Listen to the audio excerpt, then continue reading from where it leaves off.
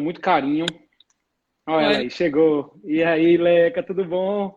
tudo Como é que tu jóia? estás? Muito tempo! Meu Deus do céu, quanto tempo. A última vez a gente se viu, acho que foi num congresso daquele, não foi americano? Foi no americano, eu acho, né? Americano, em New Orleans, onde é que, acho que New Orleans, né? Não, Era foi onde era? Washington. Foi Foi Washington? Washington. Onde era, Foi. onde era permitido a gente se aglomerar ainda, né? É, exatamente. Foi o E último aí, congresso americano aglomerado. você continua bonita e jovem como sempre, eu cheio de cabelo Ah, branco, envelheci até demais. parece. É difícil. E aí, tudo bom contigo? Tudo Hoje o jóia com assunto você. importante, né? Um assunto importante. Vamos. Acho da prática, né? Da prática. Não é nenhum assunto que o nefrologista não se depare aí. A glomerulopatia é bem comum. Então, a gente vai falar um pouquinho aqui sobre podostopatia. E aí a gente vai contemplar doença de lesão mínima e glomerulosclerose segmentar e focal. Com a nossa especialista, Leca. Deixa eu contar um pouquinho da história dela. A Leca, ela foi minha preceptora, minha R2, na verdade. Quando eu cheguei lá no HC, ela era R2, e aí recebeu a gente muito bem. Os R1 chegando todo mundo desesperado, alguns conheciam o hospital, outros não conheciam como eu. E depois ela foi tanto destaque, assim, tanto do ponto de vista de ensino, quanto de relacionamento interpessoal, e de ajudar mesmo o residente que foi selecionado, escolhida para ser preceptora. E aí foi também, praticamente a gente conviveu 2 anos, né? Porque você foi minha R2 e também depois foi minha preceptora. Então foram Exatamente. 2 anos muito bons e de muito aprendizado. E aí depois disso, a doutora Letícia fez um monte de coisa depois disso. Ela, então, nefrologista, intensivista, também sempre gostou muito de medicina intensiva, muito mesmo. Depois fez o doutorado dela em nefrologia pela USP. E virou assistente do grupo de glomerulopatia, onde a gente, desde aquela época, a gente já se apaixonou, né, Leca? É, Te gostar. tanto pela glomerulopatia quanto pela doutora Vicky, né? A gente se apaixona fácil. E aí Continua seguiu lá, aí. Continua, né? Continua. Um carinho continua sendo enorme, enorme podcast. por ela, Aham. enorme. A gente viajou junto para o congresso em Nova York também, passou um tempo lá. Ela é maravilhosa. E também, Leca é gerente nacional, gerente médica nacional da Fresenius Medical Care, né? Então, ela fez clínica médica na USP, residente de nefro, fez um monte de coisa, intensivista, então é uma pessoa extremamente capacitada e eu sempre gosto de falar isso, é uma pessoa que no dia a dia está vendo glomerulopatia, que nem sempre quem fala ou quem dá aula vive aquilo, né? Vive o paciente com glomerulopatia, então ela além de ser atender os pacientes, ela é também preceptora e assistente do ambulatório de glomerulopatia. Então, é uma pessoa muito capacitada e muito querida ao mesmo tempo. E aí, vamos lá. A gente tem uns Pela 5 minutinhos. apresentação. Vamos começar, então? Vamos começar. Então, a gente tem 5 minutinhos e aí de live a gente tem até no máximo 9 horas e a gente precisa acelerar aqui um pouquinho para poder dar tempo de a gente contemplar tudo que a gente combinou, né, Leca? Então, vamos lá. Primeiro, toda vez que a gente fala em gesto e lesão mínima, a pergunta que não quer calar é assim, são glomerulopatias frequentes na nossa população, nos adultos, né? Porque aqui a gente está falando para um público de médicos, de estudantes e de residentes e de nefrologistas já formados que tratam adultos. A gente ia falar mais, focar mais nessa parte de adulto, que é o nosso dia a dia, né? Nossa vivência, né? Gesto e lesão mínima na criança é bem diferente. Mas essa glomerulopatia, ela é prevalente na população, na nossa população, Leca? Então vamos lá, Luizinho. Eu acho que se a gente for pegar que uma das nossas principais indicações de biópsia renal é síndrome nefrótica, né? A lesão mínima seria a glomerulopatia mais comum, causando síndrome nefrótica na infância e GESP no adulto no nosso meio, né? Então, na literatura mundial, a glomerulopatia membranosa, né? A glomerulopatia membranosa, ela é a mais comum, a causa mais comum de síndrome nefrótica na faixa etária adulta, mas no Brasil é a glomerulosclerose segmentar e focal. E a gente tem muito mais GESP do que o restante do mundo, né? Então, assim, a nossa casuística é muito grande disso. Então, eu acho que isso torna o nosso conhecimento ainda mais sólido, né, do que o restante. A gente tem formas mais graves, inclusive. A gente vai falar depois disso, né, dos subtipos de glomerulosclerose segmentar e focal e tal. E a gente tem os tipos de formas mais graves, numa incidência muito maior que o restante do mundo. Então, sim, eu acho que aí já está super justificado por que o tema está escolhido aqui, né? Então, é prevalente tanto na infância quanto na fase adulta e como em formas secundárias, né? Que também é muito frequente. E a gente saber diferenciar o primário do secundário é fundamental no tratamento. Isso. Perfeito, perfeito. E diz uma coisa, Leca, fica uma maior confusão. Desde que há muito tempo a gente estuda e a gente vê o pessoal falando lesão mínima é diferente de gesto, e lesão mínima, podostopatia é uma coisa só, é uma mesma doença, mas de espectro de agressividade diferente. É realmente diferente lesão mínima de gesto na prática, na condução, no prognóstico, ou é na verdade, o espectro de uma mesma doença, que a gente sabe, um espectro de agressividade do podócito, de uma mesma doença. Como é que a gente organiza para o pessoal que está escutando a gente? Então vamos lá. Eu acho que hoje a forma mais fácil da gente ver essa doença é como uma patologia única, né? Então as podostopatias são uma doença, na verdade, que obviamente vão ter um espectro amplo de apresentação. E aí eu gosto muito da gente passar por várias formas da gente classificar essa doença, né? Então, assim, a gente pode classificar ela desde o ponto de vista histológico até o ponto de vista dos mecanismos de lesão que levaram à podostopatia, como até o próprio mecanismo, como a própria parte de resposta terapêutica, por exemplo, né? Então, tem várias formas da gente classificar as podostopatias do ponto de vista prático, né? Então, eu acho que é importante a gente conhecer todos esses subtipos e pensar no nosso paciente em todas essas classificações. Então, para mim, hoje, eu sempre falo em podostopatia como um grande grupo. E o que diferencia a lesão mínima da glomerulosclerose segmentar e focal é justamente a resposta que a gente encontra do podócito à agressão, né? Como ele responde à agressão. Então, na lesão mínima, ele responde de uma forma que ele muda a conformidade, ele faz aquela fusão podocitária, mas a gente encontra muito menos morte de podócito, proliferação de podócito, e a lesão que leva à esclerose propriamente dita. Isso, obviamente, traz um melhor prognóstico para a lesão, que habitualmente, quando a gente trata, ela é uma lesão reversível, o paciente responde e tem uma melhor resposta. Quando o paciente já está num polo de glomerulosclerose segmentar e focal, que esse mecanismo de agressão ele foi mais intenso, ele vai ter uma resposta diferente, e aí, obviamente, a gente vai poder encontrar os padrões histológicos que são realmente a esclerose, e isso vai poder levar ao longo do tempo a perda, né, daquele néfron, a perda daquele local que está filtrando, inclusive levando o paciente a fazer mais mecanismo de perfiltração e acelerar a perda do restante do rim. Então, eu acho que essa forma da gente pensar como um mecanismo único de lesão é importante, apesar de que os mecanismos patológicos podem ser bem diferentes, né? Então, a gente sabe, por exemplo, quando a gente está falando de lesão mínima, habitualmente a gente tem uma lesão que envolve linfócito T, né? Uma resposta associada a linfócito T, que faz todo esse mecanismo de lesão. E quando a gente está falando de glomerulosclerose segmentar e focal, aí tem outros padrões, que vão desde do fator circulante, que a gente ainda não tem certeza qual é, ou quais são, né? Que muito provavelmente existem. E também as alterações genéticas e todos os outros mecanismos de formas secundárias que a gente encontra. Eu acho que é a forma mais didática. Eu adoro essa forma de falar. Eu também.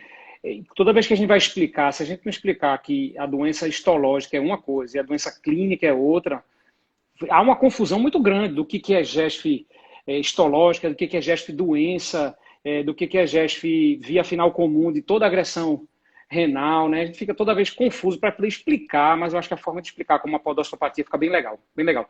E diz uma coisa, Leca, a podostopatia, falando agora de lesão mínima e GESF, quais são as principais causas? Porque a gente sabe que o pessoal fala muito assim, quais são as causas de gesto, de lesão mínima, primária, secundária, se é uma doença primária ou secundária.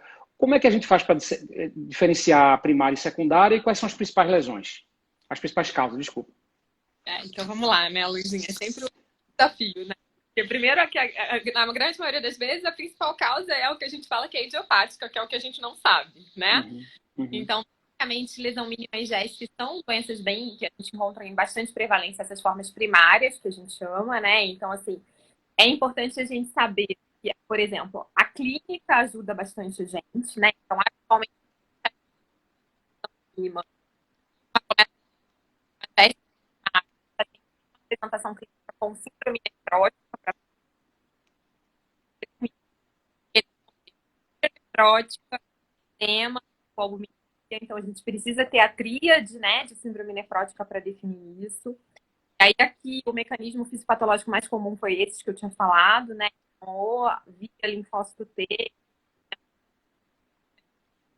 hematopia, né? Que é associada com infecção, isso acontece bastante na infância, a gente vê bastante isso.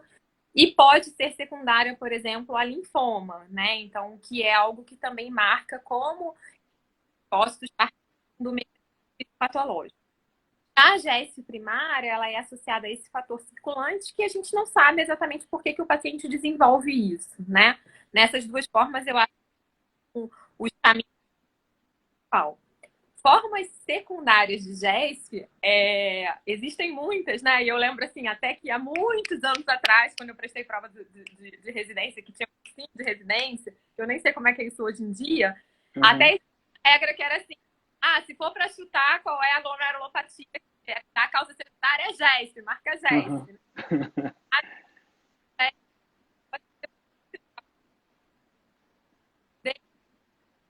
O uso de droga, várias drogas, né? Então, cocaína, heroína vai entrar como isso. Então, todos os mecanismos que levam à hiperfiltração, infecção urinária de repetição, paciente que perdeu o rim, paciente diabético,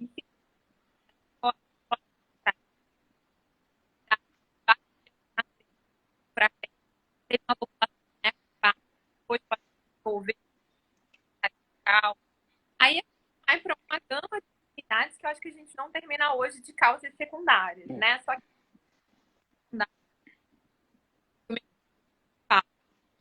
tem do hiperfluxo, habitualmente a apresentação clínica do paciente pode até ser com uma proteinúria nefrótica, né? Pode até ter uma proteinúria acima de 3 horas, mas habitualmente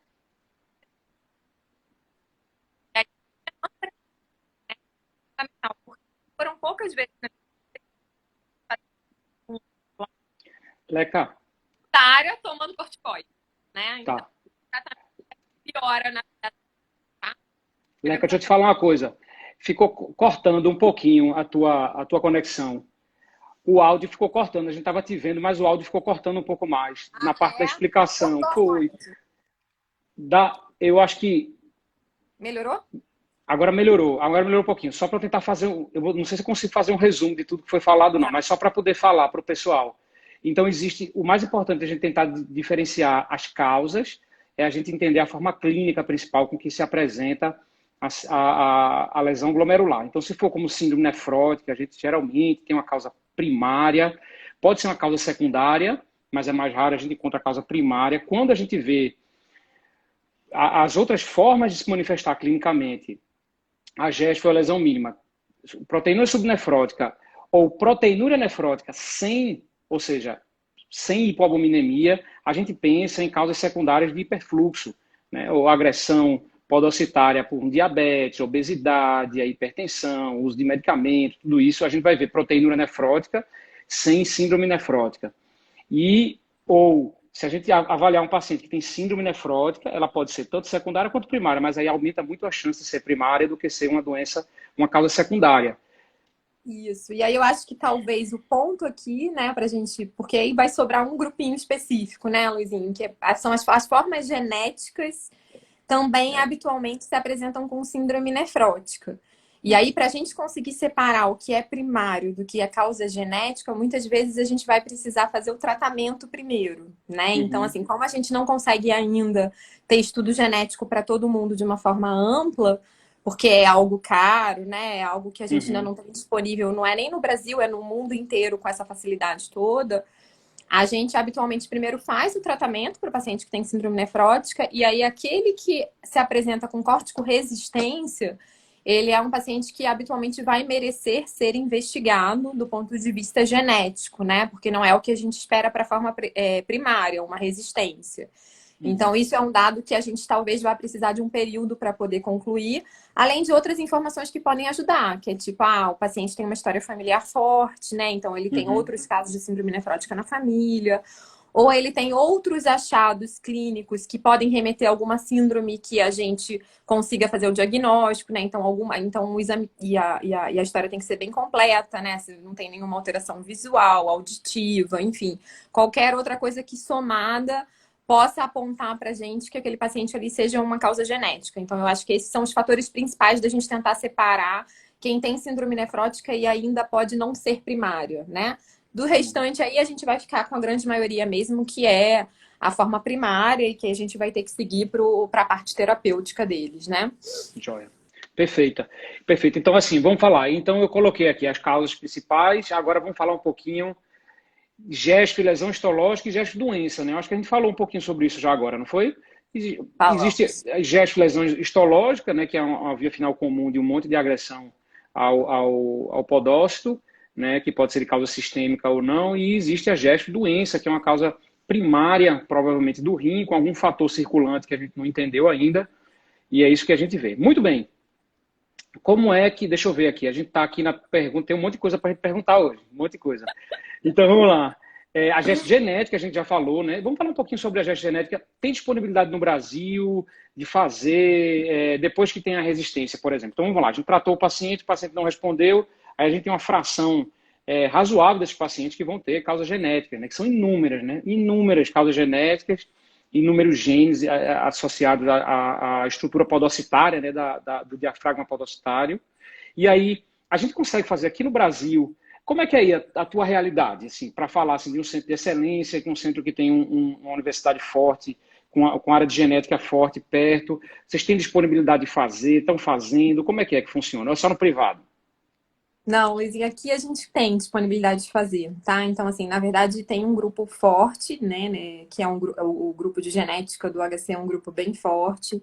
Então, hoje tem, inclusive, 2 pessoas fazendo doutorado, uma nefropediatra e um nefrologista adulto, que é o Dr. Prício, até nessa parte de glomerulosclerose segmentar e focal genética. Está se tentando, inclusive, confeccionar um painel com os genes mais comuns que a gente encontre, tá? Como causas aí, né, da GESP genética, para a gente poder ter como fazer essa pesquisa. É claro que é um exame caro, que habitualmente a gente está utilizando muito mais no ambiente de pesquisa do que do ponto de vista prático, tá? Mas a gente está tentando, juntamente aí com o mundo, tentar compreender melhor essas formas genéticas e até para a gente poder ver como é que é a evolução de tudo isso, né? Apesar de serem formas habitualmente de um prognóstico pior na perda do rim, porque elas não são responsivas ao tratamento, na grande maioria, né? Só algumas formas têm uma melhora pequena com inibidor de calcineurina, que ainda se existe uma dúvida na literatura se vale a pena a gente utilizar, tentar ou não, né? A gente ainda não tem essa resposta definitiva. Fato é que a gente sabe que esses doentes perdem o rim mais rápido, mas eles têm a vantagem de não recidivar no enxerto, né? Então, eles podem ser transplantados com segurança. Então, às vezes, é bem importante a gente ter essa suspeita ou até conseguir fechar mesmo isso, porque eles são pacientes que a gente pode fazer um transplante renal com mais segurança. Já os pacientes com a forma primária de fator circulante, eles vão ter mais chance de recidivar no enxerto, né? Então, aí é um grupo mais complicado para a gente manejar e pós-transplante. Então, acho que esses aspectos são importantes. Mas tem uma coisa da parte genética que eu queria falar aqui, que a gente tem uma alta prevalência, na verdade, da apolipoproteína 1, né? Então, eu acho que esse é um aspecto muito importante da gente conhecer. A apolipoproteína 1, ele é um gene que, na verdade, predispõe as pessoas a desenvolverem doenças renais com desfechos mais desfavoráveis. Então, hoje, inclusive, na literatura, o pessoal gosta de citar que é aquela famosa nefroesclerose hipertensiva, por exemplo, muitas vezes está associado com a apolipoproteína 1, né? Então, por que alguns pacientes com hipertensão têm uma evolução tão desfavorável? Muito provavelmente porque eles têm esses aspectos.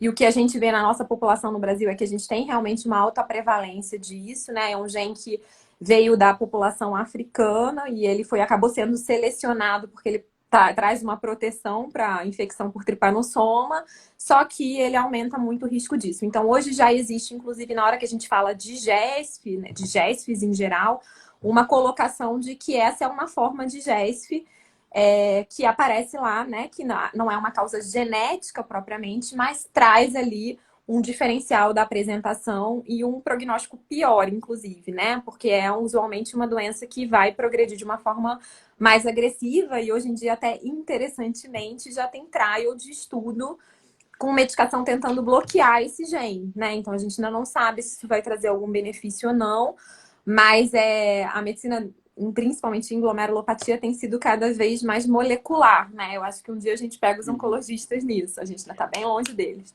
Se Mas Deus eu acho que a quiser. gente ainda chega, né? E aí a gente talvez consiga fazer essas coisas, tá? Então, a polipoproteína 1, quando a gente vai falar de classificação, eles até diferem, assim, eles vão ser causa genética e apolipo, porque aí já Isso. é uma coisa assim, vai ser mais grave, né? Isso aqui vai ser pior, vai ser mais grave, a chance de progredir é pior. Né? E a gente é um país muito miscigenado, né? A gente fez um estudo aqui com a apolipo também aqui em lupus e viu que também o prognóstico era pior quando tinha a apolipo, a mutação, né? E aí você tem a gravidade maior. Então parece ser uma via aceleradora da glomerulosclerose em qualquer cenário de lesão, seja hipertensão, seja glomerulopatia, seja... É bem interessante. Tá? E assim, você colocar apolipo em qualquer jornal de nefrologia, vai ter um monte de Vai aparecer artigo um em monte de coisas, vários exato. cenários, em HIV, em lúpus, em glomerulopatia, associada em diabetes que progride rápido. Então, é realmente um gene provavelmente acelerador. Muito bem. Agora vamos lá, Leca. A gente fez 25 minutos aqui de live, tem algumas coisinhas que eu vou perguntar ainda, mas vamos para o tratamento. Tem uma Vamos. pergunta aqui, que eu queria fazer, mas assim, vamos colocar para depois, que era aquela coisa de por que o paciente pode ter síndrome nefrótica, proteinúria nefrótica sem síndrome nefrótica, que é uma confusão danada quando a gente vai tentar explicar isso, porque o pessoal fala, como é que pode? O paciente está com 4 gramas de proteinúria, a albumina é normal, aquele outro tem 4 gramas de proteinúria, a albumina dele é baixa. Como é que pode isso, né? Mas daqui a pouco a gente responde essa, tenta responder essa pelo menos. Vamos lá. Como é que a gente trata doença de lesão mínima e GESF? Existe diferença no tratamento inicial, a gente só vai fazer um tratamento diferente depois que tiver resposta ou não tiver resposta, desmama mais rápido, e depois a gente fala da primeira opção e depois a gente fala da segunda ou terceira opção e como é que a gente escolhe, como é que você escolhe isso na sua prática. Tá bom, vamos lá então, Luizinho. Na verdade, assim, a primeira linha terapêutica, né, para tanto lesão mínima quanto glomerulosclerose segmentária focal é a mesma, né? Então a gente sempre vai lançar mão de corticoterapia, né? Então vai ser corticoide, 1 miligrama por quilo, para todo mundo, inicialmente, né? Esse é o tratamento padrão que a gente tem descrito em diretriz, tanto para um quanto para outro. É claro que as chances de resposta são diferentes, né? Então, quando a gente está trabalhando com lesão mínima, a nossa chance de resposta vai estar lá entre 80% a 90%, passando às vezes de 90%. E aqui eu acho que também a gente precisa destacar uma coisa importante, né? A lesão mínima costuma ter uma resposta muito mais rápida em crianças que em adultos. E a gente precisa ter muita calma para definir corticoresistência para o paciente. Então, assim, não adianta você achar que a lesão mínima do adulto vai responder tão rápido quanto a da criança, e dá 2 semanas, 4 semanas, o paciente não respondeu, você ir lá e tirar o corticoide, né? No CADIGO ainda está escrito que para a gente definir corticoresistência são 16 semanas de tratamento, né? Mas a gente hoje já sabe que as curvas, na verdade, após 12 semanas é muito pequeno a gente ganhar alguma resposta disso. Então, habitualmente, a gente, por muitos efeitos colaterais, com 12 semanas a gente já taxa o doente de córtico resistente mesmo, e aí vai ter que lançar mão de segunda linha, tá? Quando a gente está em glomerulosclerose segmentária focal, o tratamento inicialmente vai ser o mesmo, mas nossas taxas de resposta são muito menores. Então, nossa taxa de resposta vai gerar lá entre 50% a 60%. Então, realmente, a gente já vê, né, que a gravidade e a chance de responder dos pacientes são bem distintas, né? A glomerulosclerose segmentária focal, ela habitualmente demora mais tempo e ela tem menos remissão completa, né? Eu sempre brinco que tratar a lesão mínima, você vira herói, né? Porque o paciente chega com 10 gramas de proteinúria, você começa corticoide e ele volta com 0 de proteinúria. Zero. Então, você fica se sentindo o melhor médico do mundo quando você trata a lesão Uhum. mínima.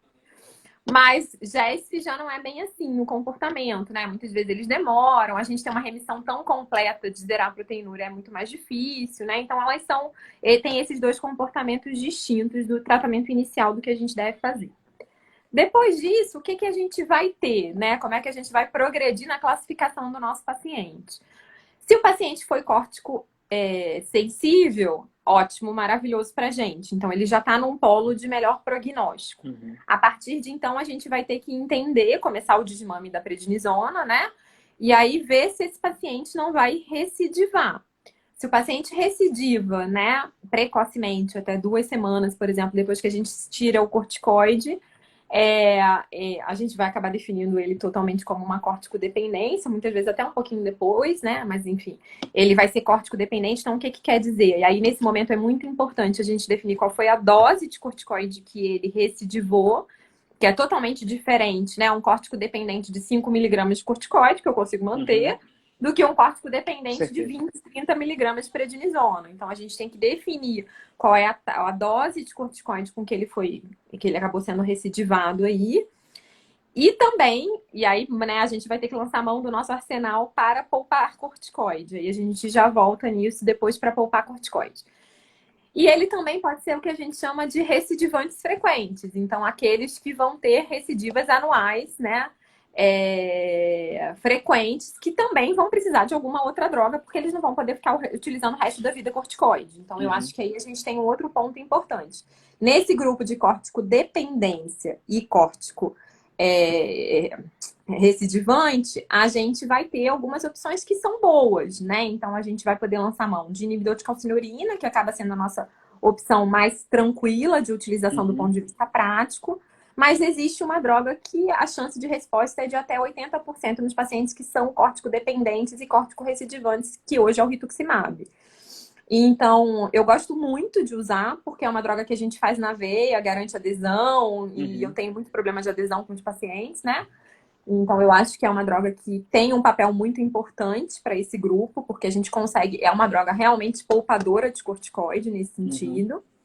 E a gente consegue tratar muitas vezes com dose baixa e os pacientes têm uma resposta muito boa, tá? Então, é uma droga que eu gosto hoje de utilizar muito. O micofenolato acaba sendo uma linha também de tratamento, ele aparece lá como terceira linha. O estudo utilizou, na verdade, micofenolato com Dexa e mole, né? Porque aí você junta corticoide, aí você tá roubando um pouco, Tá mas roubando, beleza. foi. Mas uma coisa importante da gente saber do micofenolato, que inclusive tá até, eu já vi até numa provinha isso que o pessoal lá dos Estados Unidos, eles fazem umas provas de revalidação, né? E eles botaram isso numa prova deles de revalidação. É que a chance de você recidivar quando você usa micofenolato é 100% na hora que você para. E aí, antes de sair esses estudos, eu me lembro até bem que você falou da doutora Vick, né? A doutora Vick realmente é uma pessoa brilhante, né? E a gente recebe muita criança do Instituto da Criança, né? E aí, na época, a gente não usava micofenolato ainda para tratar, isso tem alguns anos, né? Em podostopatia, a gente não usava para quase ninguém. E as crianças vinham do ICR tomando micofenolato, chegava com a doutora Vick, ela se expendia de 100%, tá? E 100% recidivou. Recidivava. Aí 100%. Aí quando chegou na terceira, ela falou assim pra mim, Letícia, eu acho que realmente esse micofenolato faz alguma coisa. Todo mundo tá recidivando, Letícia. E ela me chamou pra ver, né, que a gente atende em salas uma do lado da outra. E aí ela falou isso e depois aí saem esses dados mesmo. Então, na verdade, assim, o micofenolato é uma opção, mas ele acaba sendo uma opção muito mais cara até do que o próprio rituximab. Porque como a gente não consegue tirar nunca, é uma droga também muito cara. Então, mas acaba sendo uma opção importante, né? Então, eu acho que é o caminho. Faltou córtico resistente. Você quer cortar aí? Pode falar. Deixa eu organizar para o pessoal aqui para poder entender. Então, a gente tem um córtico sensível, né? Aquele paciente que tem resposta, a gente pode ter resposta completa ou parcial, mas idealmente no paciente é ter proteinúria subnefrótica e idealmente mesmo ter menos do que 500 miligramas, 300 miligramas de proteinúria. Isso o respondedor completo é maravilhoso. Naqueles que responderam, só para organizar para o pessoal, quando a gente vai desmamar, ele pode recidivar com a taxa de corticoide 2 dias depois, ou 2 semanas depois, ele recidiva. Esse é um recidivante, é o paciente que é um córtico dependente. E tem aquele paciente que é o recidivante frequente. O que a gente vai fazer com esses? Que foi o que a Letícia falou. A gente, preferencialmente, para tentar poupar corticoide, que é uma droga realmente poupadora de corticoide, se você tiver disponível de primeira linha, é utilizar o rituximab. Caso não haja o rituximab para você utilizar, utilize o inibidor de calcineurina, né, que é uma droga mais fácil de manejar, né, aí o MMF que entra. A ciclofosfamida não entra nessa, não? Então, Oral. a ciclofosfamida tá lá na diretriz, tá? Então, assim, hoje em dia usa muito pouco na Mas ninguém prática. usa, né? Eu vejo na diretriz de um monte de lugar, mas não vejo ninguém usar para Já ciclofosfamida oral. para a gente não dizer que ninguém usa, eu recebo crianças que tomaram ciclofosfamida, apesar de eu não Uhum. tratar criança, tá? Mas a gente, do ponto de vista prático, não faz mais ciclofosfamida para Praticamente não ninguém. usa. Então Tá, tá, lá, se você for olhar, na verdade, até a segunda linha, mas a gente já não dá mais para ninguém mesmo, assim, tá, ciclofosfamida. tá, Em podossopatia, né? Eu uso muito a tá. ciclofosfamida. Eu amo É, ciclofosfamida. também. Então assim, ó, então, falando em membranose, em lúpus a gente usa um bocado, né? Mas aí, fora isso, Exatamente, fora exatamente. isso, na GESP, lesão mínima, pouco. Me fala uma Exatamente. coisa, Leca, esse foi o córtico sensível. E aí isso aí corresponde a mais ou menos 50 a 60% dos pacientes. E Com já gesto, muda com GESP. Com GESP, né? isso. Com GESP. Falando mais de GESP. E aí, desses pacientes, quem respondeu, o prognóstico já é completamente diferente, né? A gente já fica super feliz quando responde, mesmo que seja córtico sensível, córtico dependente ou córtico ou recidivante frequente, o prognóstico já é melhor do que aquele que não responde a nada, né? Porque existe uma chance de ser o genético e existe uma chance de ser uma variante pior, né? E aí, o que a gente faz quando a gente faz ali os, sei lá, 16 semanas de 1 miligrama por quilo e E não não responde. responde A nada. O gente que a já gente chora um faz aí? pouco, né? Chora, chora, todo mundo chora. A gente já chora um pouco, e aí, na verdade, a nossa segunda linha vai ser inibidor de calcineurina aqui, tá? Então, assim, Tá. na verdade, aí eu acho que esse ponto é até um ponto importante da gente ressaltar, porque eu vejo muita gente falar assim, nossa, ele não responde a corticoide, tem que dar rituximab.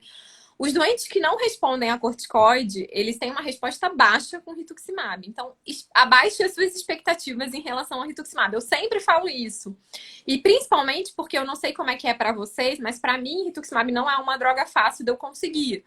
Então, assim, se eu tiver que investir, eu prefiro investir nos pacientes que eu sei que vão ter resposta melhor, né? Então, assim, para os córticos resistentes, o rituximab não é uma droga milagrosa e a chance de resposta não passa de 30%.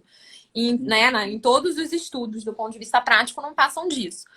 Então, a sua segunda linha sempre vai ser inibidor de calcineurina. E aí eu acho que aqui vale a pena a gente ressaltar que, na verdade, o inibidor de calcineurina ele tem um efeito que não é imunossupressor para o tratamento da glomerulosclerose segmentar e focal, né? Ele tem, na verdade, um efeito de estabilização do podócito. Ele mexe na sinaptopodina, que é uma das proteínas do podócito, ele estabiliza a sinaptopodina e o citoesqueleto de actina. E esse é um mecanismo de ação, na verdade, que a gente tem do ponto de vista prático, utilizando, né, o inibidor de calcineurina. Tanto é por isso que provavelmente algumas formas genéticas respondem com inibidor de calcineurina. E o que a gente vê na prática e que também é uma droga que quando a gente tira a proteinúria volta, né? Então, assim, a Uhum. ação dele precisa ser meio com um uso contínuo. Porque aí ele vai estar lá agindo, fazendo essa estabilização e muitas vezes a gente tem isso do ponto de vista prático. O inibidor de calcineurina é muito uma droga que a gente tem dificuldade de tirar, né? As Uhum. chances de recidivas quando a gente tira são sempre muito altas. Então eu vejo sempre muito, às vezes os residentes numa expectativa muito grande, tipo, doutora, tá remitido, vamos tirar pra quê, meu amigo? Tá lá, time Tá bem, ganhando. tá bem, tá bem. O renal estável, entendeu? Você vai tirar, Uhum. ele vai recidivar, eu não vou dar conta de tratar depois, deixa lá, entendeu? Uhum. Então, realmente é uma droga que a gente acaba deixando um tempo mais prolongado, porque a gente já sabe que isso acontece, né? Uhum. E aí o inibidor de calcineurina a gente fala mais ciclosporina, né? A gente não tem, a gente tem disponível tacrolimus, mas aqui, pelo menos em Pernambuco, ele não libera tacrolimus para paciente que não é transplantado. A gente faz Eu tô muito usando muito ciclosporina, tacrolimus agora, tá, tá usando Luizinho? muito Então, assim, TAC, né? a gente usou muita ciclosporina, e aí os primeiros trabalhos todos de glomerulopatia realmente foram validados com ciclosporina. Uhum. Mas hoje a gente tem usado muito tacro, os trabalhos com tacro começaram a sair, porque o que eu tinha de dificuldade antes com tacrolimus era a definição da dose, do nível Do nível sérico que eu ia sérico. manter, né, para glomerulopatia. Hoje em dia a gente tem mantido entre 5 e 8, mais ou menos. Eu deixo mais próximo de 6 ali, né? É o nível que Tá. eu habitualmente trabalho, tá?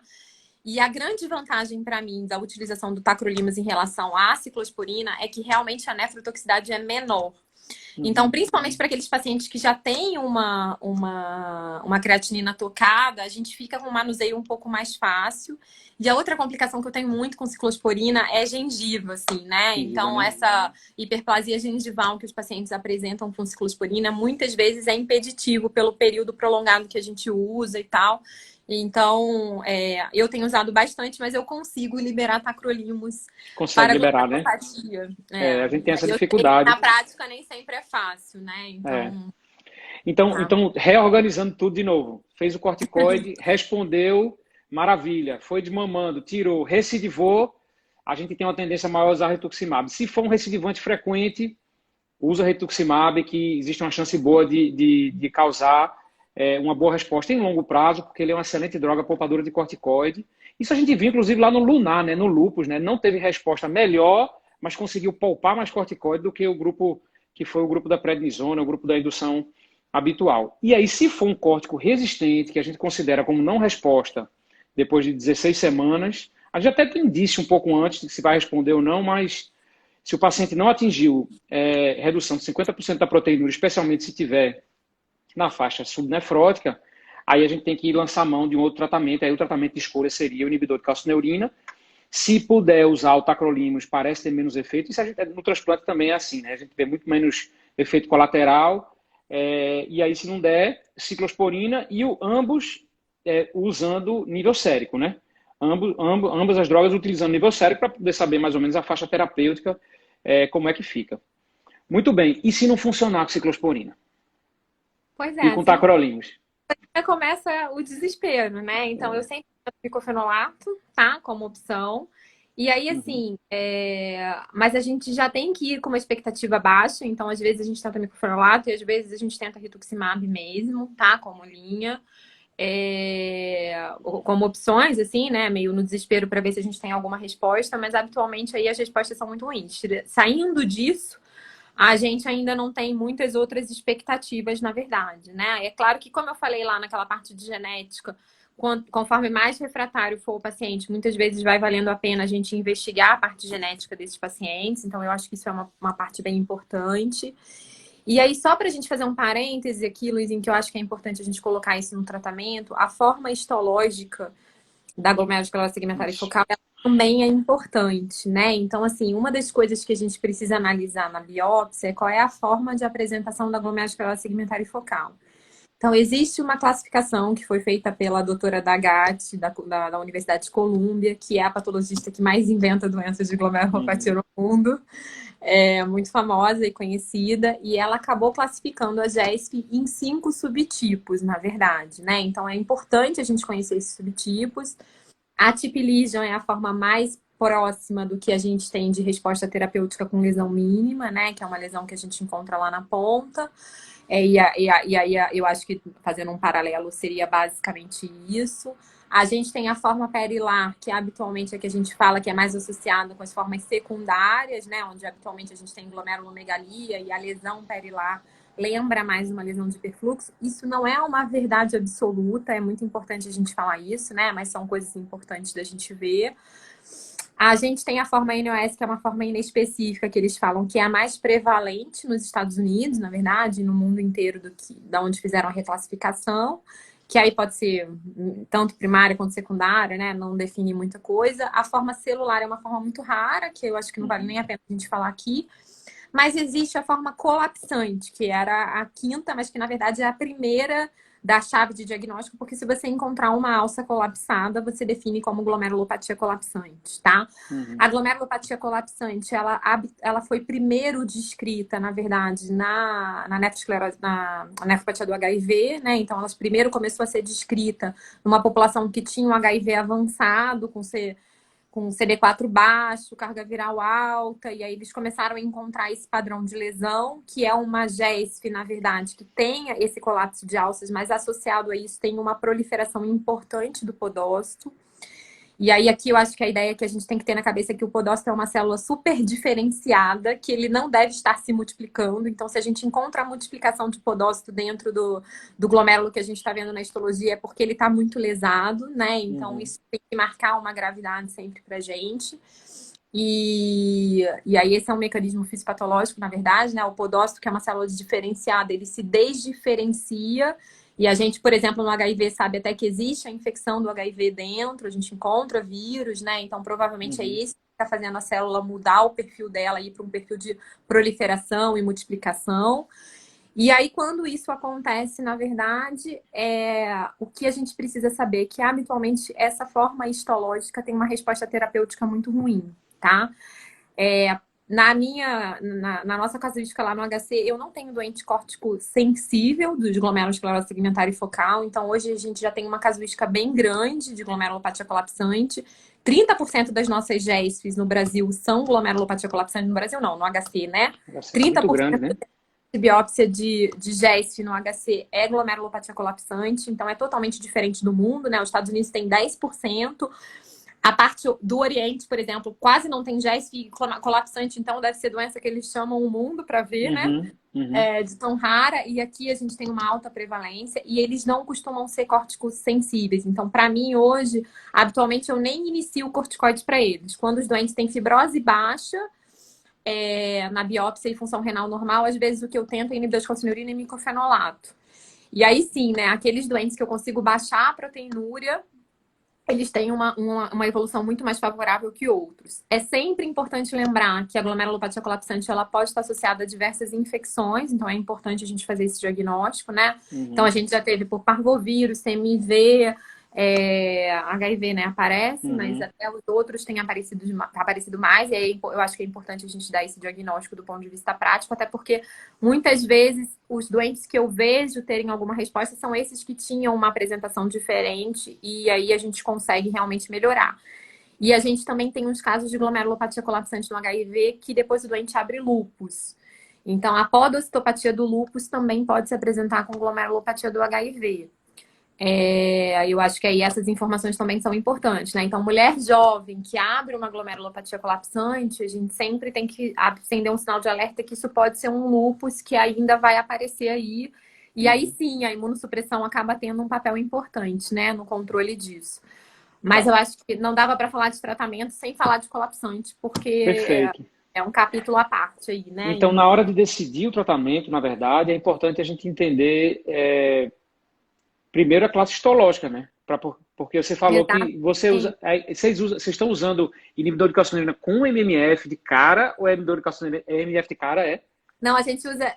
Muitas vezes eu uso o MMF até de cara, Luizinho, De cara sinceramente. junto com o inibidor de calcinurina. Os dois, Na né? maior parte das vezes a gente começa no inibidor de calcinurina e aí depois associa, mas muitas vezes eu já tô tendo. Para colapsante, eu tô falando, tá? Claro. Uma evidência para fazer isso é uma coisa de experiência prática, que alguns pacientes acabaram com uma resposta, então eu não sei dizer se foi acidental, se não foi acidental. A literatura diz tudo bem. que a gente deve tratar ou não, tá? Mas por experiência, como alguns pacientes tiveram essa evolução, a gente hoje tenta fazer isso. Até porque, assim, é a chance do doente. Se ele não melhorar naqueles 3 meses iniciais e mantiver uma proteína nefrótica, ele vai estar em diálise em 1 ano, 2 anos no máximo. Então, é uma evolução muito, muito trágica, né? E aí, esses doentes realmente têm uma alta taxa da gente encontrar a polipoproteína 1. E aí, esse é o trabalho do Prício, inclusive, né? Então, ele chega a ter, eu acho que 50% desses pacientes com colapsante lá do HC com APO1. É muito alto, tá? Joia. Então, deixa eu só resumir para o pessoal. Para a gente definir o tratamento, né, a gente primeiro tem que definir a classe histológica. Se for uma doença, uma GESF histológica, mas sem síndrome nefrótica, por exemplo, obesidade, ninguém vai tratar um obeso com corticoide para tratar uma GESF, né? Ninguém vai fazer assim. Vai tratar a causa básica, diabética, a gente não vai fazer isso. Mas se o paciente tiver síndrome nefrótica, doença idiopática, que a gente considera idiopática hoje, a gente vai tratar com corticoide, a não ser que seja colapsante. Eu queria muito, na minha prática, era ter esse perfil de colapsante teu. Porque o que eu vejo de colapsante é a creatina chegando de 3 e 4, aquela síndrome nefrótica. A gente já assim, nefrótica. Essa tragédia também, Luizinho. Eu tenho poucos que chegam com creatinina normal, tá? Assim. Mas a gente chegou a mandar trabalhos lá para o Congresso Americano que a gente tem esse grupo, né? E aí, assim, só para você ter uma ideia, quais são os preditores principais, tá? Da gente conseguir, inclusive, remissão do paciente. É sexo feminino, por incrível que pareça. Então, parece que existe mesmo uma história de que homens vão pior. Aliás, homem tem que ir mal em alguma coisa, né? Porque mulher tem que ter vantagem em alguma coisa na vida. Tem. A taxa de fibrose que a gente encontra na biópsia, obviamente, né? Então, quanto menor a fibrose, maior a chance do paciente responder. Por isso que eu tô falando que, de novo, a histologia acaba sendo muito definidora, né? Se você receber uma biópsia tá, com muita fibrose, não vale a pena tentar essa parte terapêutica. Mas eu Faz tenho um spoiler. função renal normal ainda e Faz um colapso. spoiler aí pra gente, um spoilerzinho. Quanto é aqui a tua fibrose intersticial que tu não trata? Acho que 20, 30% já não vale a pena a gente investir tanto assim, Tanto tá? assim não, Na né? Nem, verdade, não lá fazer o que imunossupressão, né? entrou foi 10 no trabalho, tá? Na análise estatística do trabalho foi 10% que eu cortei para ver como variável categórica aí. Tá. Ok, então se tiver uma fibrose intersticial 20, 30%, a gente nem faz inibidor de calcineuria, não faz nem corticoide, não faz é nada. 30% eu não daria inibidor de calcineuria. Por quê? Porque, na Aham. verdade, eu acho que a gente pode, na verdade, induzir uma Piorar. nefrotoxicidade e acelerar. Aí eu acho que o nosso tratamento tem que ser conservador, né? Ver se ele vai tolerar IECA, diminuir o regime de hiperfiltração, e aí vai ser totalmente a parte conservadora, porque eu acho que realmente não tem Não tem muito muito o que benefício, fazer, né? A conversa já é outra com o infelizmente. paciente, né? Vai conversar de maneira diferente com ele já, né? Exato, É. exatamente. Já vai ser basicamente isso aí que a gente vai ter que falar para ele. Infelizmente, né? É o tipo da conversa que o doente nunca mais quer, né? Assim, o doente nunca quer ouvir, Aham. né? Sempre vai É. tentar buscar um outro caminho, né? É. A gente fica tão frustrado, né, com gesto às vezes, né? Fica tão frustrado que a gente às vezes não tem o que fazer e tem muito efeito colateral, né? Tem uns pacientes que são resistentes, meu Deus, e faz aquele curso 12 semanas, 16 semanas de corticoide, fica com xingode e Paciente que não acabaram no responde, corticoide, e né? nada responde, é tão triste. Porque é uma glomerulopatia que realmente ela é uma das principais causas de doença renal crônica estágio 5, né? Em diálise, das glomerulopatias, né? Lúpus causa também, mas GESP é uma das principais, né? Membrana proliferativa ali, tá ali. IgA menos, lesão mínima menos, né?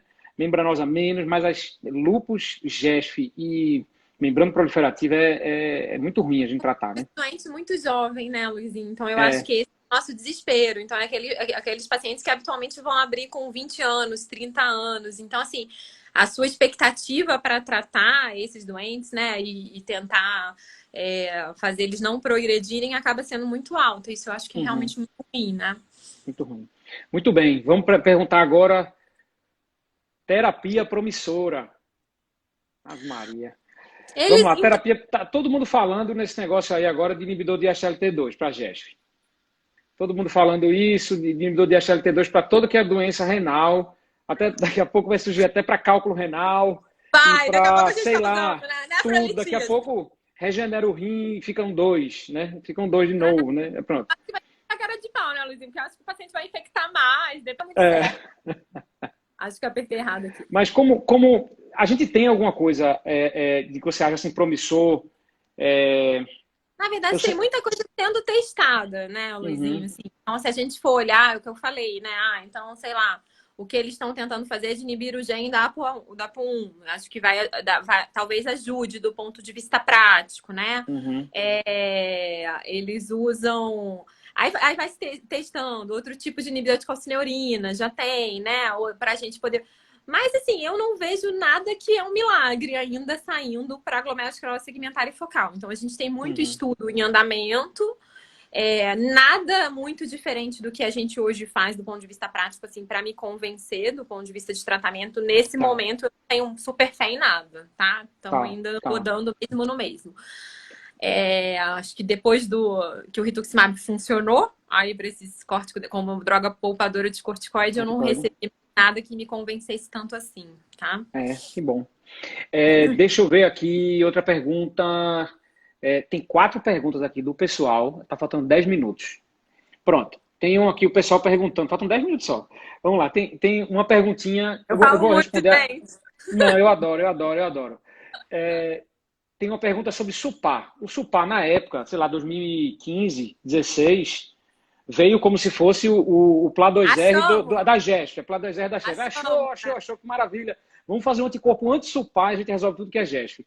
Mas aí depois foi visto que tinha um monte de glomerulopatia que tinha, outras que não tinham, e que tinha causa secundária que não tinha. Então, assim, Eu ele acho que o caiu pior, meio né, por... Luiz, quando você olha os trabalhos, assim, o range desse supar é absurdo, entendeu? É, Então, assim, não diferencia no final, né? Eu acho que a gente não achou um biomarcador ainda como anti-PLA2R é, para a GESP, infelizmente. Então, eu acho que a gente infelizmente. precisa continuar procurando qual é esse fator circulante. E talvez não seja mesmo um fator único, e por isso que a gente tem tanta dificuldade do ponto de vista prático, mas a gente ainda não conseguiu desenhar um estudo tão brilhante como aquele do New England para anti-PLA. Né? Que Antiplá. para mim eu sempre uso ele mesmo como um modelo de como você deve procurar um biomarcador, né? O Biomarcador, é. passo a passo ali de achar o biomarcador, que eu acho que poucas vezes, do ponto de vista de ciência, aquilo ali foi feito, tá? Uhum. E a gente descobriu outros vários agora, né? Outros vários agora marcador para membranosa. 70%, mas aí eu acho que a facilidade dele foi isso, né? Ele conseguiu encontrar uma coisa que responde por 70%. Em GESF, se o SUPAR tiver alguma atividade ainda, a gente tem que melhorar as formas com que a gente dosa isso para ter um range mais confiável e realmente, provavelmente, não vai ser o grande fator, não. Assim, é a impressão, pelo menos do ponto de vista clínico, né? Tanto que a gente não conseguiu trazer ele para a prática até hoje. Eu coloquei uma pergunta na tela. Você está conseguindo ver aí, Leca? Por quanto Não. tempo... Não? Eu pergunto para você. Fernando perguntou. Por quanto tempo manter o inibidor de calcineurina se a gesto está controlada? Não tem resposta, né? Sabe o que eu acho bonito nos trabalhos? É que, assim, nos tratamentos todos de manutenção, não, o pessoal encerra assim, 2 anos 12, encerrou. É para outros, né? 12 meses encerrou. Mas ninguém fala o que faz depois, entendeu? Ninguém diz se tirou, se não tirou. Eles avaliam aquele período aí é mole. O que eu faço habitualmente, tá? Eu tiro antes de 1 ano qualquer inibidor de calcineurina e aí eu faço um teste. Eu vou diminuindo a dose devagarzinho, né? Então, assim, porque habitualmente, quando eles já fazem nível sérico baixo e o doente for recidivar, ele já recidiva logo. Então, aí eu vou desmamando, assim, bem devagar, que nem a gente faz com corticoide. E usualmente aí acaba dando pelo menos uns 2 anos de tratamento para os doentes que vão bem, porque eu vou tirando bem devagarzinho, né? Os retornos não são tão frequentes assim, tá bem. Então dá mais ou menos isso. Eu não mais 2 anos mais ou menos, né? E a gente vai tentando encontrar aquela dose mínima que ele responde, né? Também, né? Aquela dose mínima que tem. Mas até falar pra gente, né? O cara recidiva quando ele tá com 50 de ciclosporina de 12 em 12.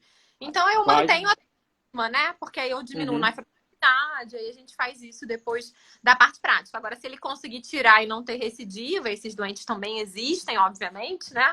Pra facilitar a vida, ótimo. Aí ele vai ficar só em segmento, muitas vezes anual com a gente, só passando pra ver se tem exame. Até porque se eles recidivarem, eles incham e aí eles voltam, né? Leca, estão perguntando aqui qual é o esquema que você faz de rituximab, posologia naquele paciente. Ele colocou como recidivante para poder poupar o corticoide. 375 miligramas por metro quadrado, 500 é 1 grama, de 15 em 15, como é que faz?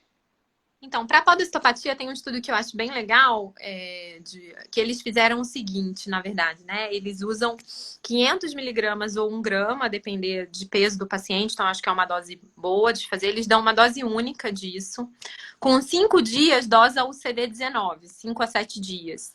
Se você encontra menos de 5 células, você não precisa repetir uma segunda dose, tá? Então, por isso que eu falei que muitas vezes a podostopatia ela responde com dose baixa. E aí, como eu já falei também que é uma droga cara e pouco disponível, eu acho essa forma de fazer a forma mais custo-efetiva, do ponto de vista prático, para a podostopatia, tá? Porque, por exemplo, para a membranosa, a resposta não é boa com dose baixa. Então, eu acho que não pode aplicar para todas as glomerulopatias isso. Mas para a podostopatia, eu acho que fica uma forma mais barata da gente fazer. E a grande maioria dos pacientes, aí eu tenho esses dados do HC, mais ou menos 70% a 80% dos pacientes zera, né, o CD19 com uma dose única. Depois disso, como é que você vai seguir? Basicamente, eu sigo tentando repetir mensalmente esse CD19, que muitas vezes vai durar até o 6º mês, como negativo, ele ficando assim, beleza, eu deixo ele sem mesmo, a partir de então, para ver se ele vai recidivar e vai precisar de uma nova dose. Tem doente que não recidiva muito, nunca mais. Tem doente que recidiva e vai precisar de uma nova dose. Agora, se o paciente, nos primeiros momentos, aí, nos primeiros meses, acaba voltando a subir o CD19, aí eu repito uma dose antes disso, né? Porque eu acho que ele precisa de um tempo, pelo menos, maior aí de zerado isso. A gente não sabe qual é o mecanismo de ação exato do rituximab para podostopatia, né? Então, assim, porque, na verdade, a gente tem que lembrar que a gente não é uma doença de imunocomplexo. Então, para que eu tô inibindo linfócito B para fazer isso, né? Então, existe uma ideia que pode ser associada à ativação que o linfócito B faz ao linfócito T, né? Que poderia reduzir e melhorar o mecanismo fisiopatológico. E tem gente que diz até que, na verdade, o rituximab tem uma ação podocitária também, de estabilização do podócito. Mas fato é que a gente ainda não entende 100% o mecanismo de ação em podostopatia, tá? Tá. Então, joia. Então, a dica aí de ficar monitorizando o CD19, para poder decidir quando é que vai fazer a droga, porque a gente é um país que não consegue fazer a dose que a gente quer na hora que quer e sempre que quer. E eu acho que a dose de linfoma a gente não precisa, sabe, Luizinho? Aquela 4 semanas seguidas, que foram as primeiras vezes que eles testaram, era uma dose validada para linfoma. Uhum. Uma das coisas que eu vejo na prática é que, assim, quando o paciente tem CD19 muito alto, ele habitualmente precisa de mais rituximab. Então, obviamente, quem tem linfoma tem uma população de linfócitos mais alta, né? Então, eu não preciso usar para uma população que não tem linfoma. Essa é a impressão, pelo menos. Perfeito, perfeito. Muito bem, tem 4 minutos agora, eu vou responder mais umas perguntinhas aqui. Tem visto fibrose no paciente com uso prolongado de ciclosporina? Um monte. Fibrose tem um monte, mostra um monte. Tem algum estudo? Não, aqui. Qual a dosagem de tacrolimus para GESP? Por quanto tempo? Acho que a Leca falou aí, deixar em torno de 5 a 8, ela costuma deixar em torno de 6, e aí o tempo é aquele mesmo tempo, pelo menos 12 meses, e ir desmamando devagarzinho até completar 24 meses, se conseguir desmamar, ótimo, se não, deixa aquela dose mais baixinha. Né? Critério para pedir biópsia, né? Para todo paciente com síndrome nefrótica adulto, pede biópsia, que não seja, claro, diabetes, que não tenha alguma outra doença evidente. Deixa eu pegar a última perguntinha aqui para a gente concluir. O que aqui foi perguntado? Eu acho que é isso. Muito bem. Concluímos. Bem? Muito bem. Ótimo, ótimo. Você é nota 10. Eu tava morrendo de saudade também. Como é que tu tá? A pandemia tem que passar. Tem que voltar pra gente se aglomerar de novo. Não é possível, né? Ó, Leca, brigadão. Você é nota 10. Sempre foi, super disponível. Um amor de pessoa, sempre foi. Uma professora nota 10 comigo e com todos os meus amigos residentes. Uma preceptora nota 1000. Né? E eu tenho certeza que o HC é muito privilegiado de ter você como uma preceptora tanto da glomerulopatia quanto dos meninos residentes. E que você é filha da casa e que é uma filha que prosperou. Conhece você, conhece o Luizinho, conhece o Luizinho. Eles vão para aí. Então, prazerzão, um beijo no coração. Se precisar de qualquer coisa, vim aqui em Recife novamente, você venha falar comigo para a gente poder fazer alguma coisa. Pode deixar, então você é tão corrido. Eu entendo, eu vejo. Um beijo no coração e obrigado a todos que participaram. Qualquer coisa, deixa as perguntas aqui que depois a gente responde. Um abraço a todos. Beijo, gente. Tchau. Beijo. Obrigado, Leca.